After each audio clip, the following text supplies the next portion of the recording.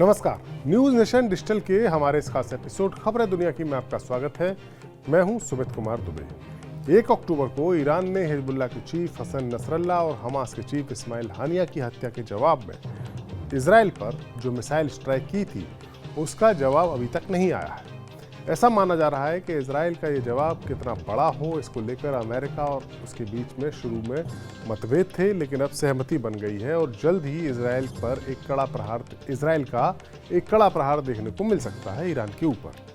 लेकिन इसी बीच अमेरिका के दुश्मन और ईरान के दोस्त मुल्क रूस के प्रेसिडेंट व्लादिमीर पुतिन की भी इस तनाव में एंट्री हो गई है। पुतिन ने ईरान के प्रेसिडेंट पेजेश्कियान के साथ मुलाकात की और सीधे सीधे ये मैसेज दिया कि अगर ईरान के परमाणु ठिकानों या उसके क्रिटिकल इंफ्रास्ट्रक्चर पर निशाना साधा गया तो तनाव बढ़ सकता है। रूस के विदेश मंत्री सर्गेई लैवरोव ने कहा है कि इजरायली हमले से इस क्षेत्र में तनाव बढ़ सकता है। उन्होंने कहा कि अगर ईरान के नॉन मिलिट्री न्यूक्लियर प्रतिष्ठानों पर हमला करने की कोई धमकी दी गई तो इसे इंटरनेशनल कम्युनिटी गंभीर उकसावे के तौर पर देखेगी।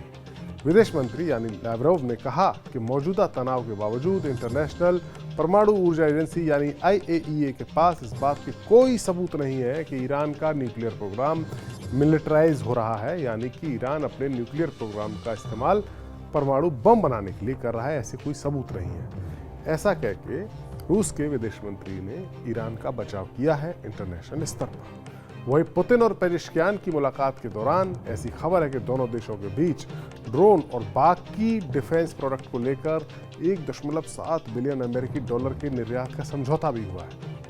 वहीं पुतिन ने खुलकर ईरान का समर्थन किया है। साथ ही इजरायल को खुली चेतावनी देते हुए पुतिन ने कहा है कि ईरान पर हमला करने की हिम्मत ना की जाए तो ज़्यादा बेहतर है। जाहिर सी बात है, मिडिल ईस्ट में अपने साथी ईरान की हिफाजत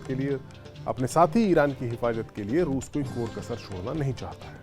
रूस जो कि खुद 2.5 साल से यूक्रेन युद्ध में फंसा हुआ है और उसे पता है कि अगर ईरान जैसे उसके मजबूत साथी देश को अमेरिका इजरायल दबा देंगे तो फिर रूस के लिए मुश्किल खड़ी हो सकती है। वहीं दूसरी ओर इजरायल ने ईरान पर एक बड़ा साइबर अटैक कर दिया है। शनिवार को ईरान की न्यूक्लियर साइट्स समेत कई बड़े एस्टेब्लिशमेंट्स पर प्रतिष्ठानों पर एक साथ साइबर अटैक हुए। इन साइबर हमलों के बीच ईरान की सरकार की सारी सर्विसेज डिस्टर्ब हुई। ऐसा कहा जा रहा है कि ईरान पर यह इजरायल के जवाबी हमले की दिशा में पहला कदम है। इतना ही नहीं, साइबर अटैक में ईरान के जो न्यूक्लियर फैसिलिटीज़ हैं उनको निशाना बनाया गया। ईरान के साइबर स्पेस की जो टॉप काउंसिल है उसके फॉर्मर सेक्रेटरी फिरोजाबादी ने घोषणा की कि जुडिशरी, विधायिका और कार्यपालिका समेत ईरान के लगभग सभी सरकारी बलों को गंभीर साइबर हमलों और सूचना की चोरी का सामना करना पड़ा है। इससे पहले इजरायल के रक्षा मंत्री ने बुधवार को चेतावनी दी थी कि हाल ही में हुए ईरानी मिसाइल हमले का जवाब जरूर दिया जाएगा और उन्होंने कहा था कि उनका देश जवाबी कार्रवाई जो करेगा वो घातक और आश्चर्यजनक होगी।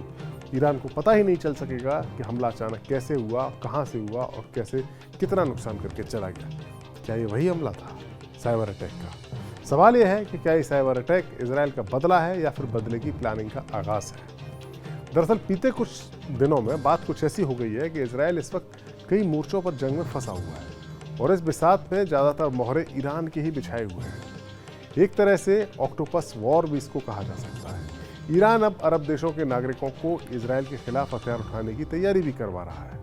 वो ऑक्टोपस युद्ध की नीति के तहत ही अरब नागरिकों के भीतर कट्टरवाद भरकर इजरायल की ज़मीन पर हमला करने की तैयारी कर रहा है, ऐसी कुछ रिपोर्ट्स हैं। इजरायल इस वक्त 8 फ्रंट की लड़ाई झेल रहा है। ऐसे में इजरायल को पश्चिम में गाजा, लेबनान में हिजबुल्लाह, यमन में हूती, इराक में इराकी मिलिशिया के साथ सीरिया में ईरान का समर्थन करने वाले मिलिशिया का सीधा मुकाबला करना पड़ रहा है। इसके अलावा तेल अवीव, हदेरा और बरशेबा में आतंकी हमले भी हुए। इजरायल को 8 फ्रंट पर घेरने की ओर साफ साफ इशारा कर रहा है कि इजरायल चक्रव्यूह में घिरा हुआ है। वहीं ईरान का सबसे मजबूत सहयोगी हिजबुल्लाह भी अब झटका खाने के बाद इजरायल पर हमले कर रहा है।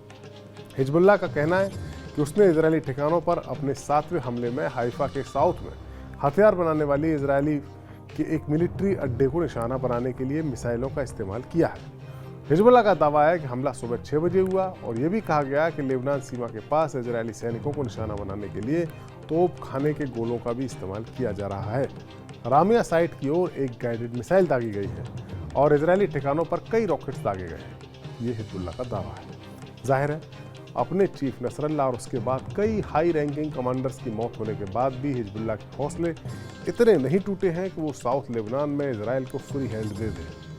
ज़मीन पर लेबनान में घुसकर कब्जा करने के लिए इजराइल जो ग्राउंड ऑपरेशन चला रहा है उसे अभी तक आशातीत कामयाबी नहीं मिल सकी है। ऐसे में अभी सभी निगाहें इजराइल की ओर ही टिकी हैं कि वो इस तनाव में रूस की एंट्री को कैसे रोकता है या उसको कैसे देखता है और अपना बदला लेने के प्लान में कोई तब्दीली करता है या नहीं। और जब वो बदला लेता है तो फिर जो ईरान की प्रॉक्सीज हैं या जो 8 मोर्चों पर जो इजराइल लड़ रहा है वहाँ जंग का रुख कैसा होता है।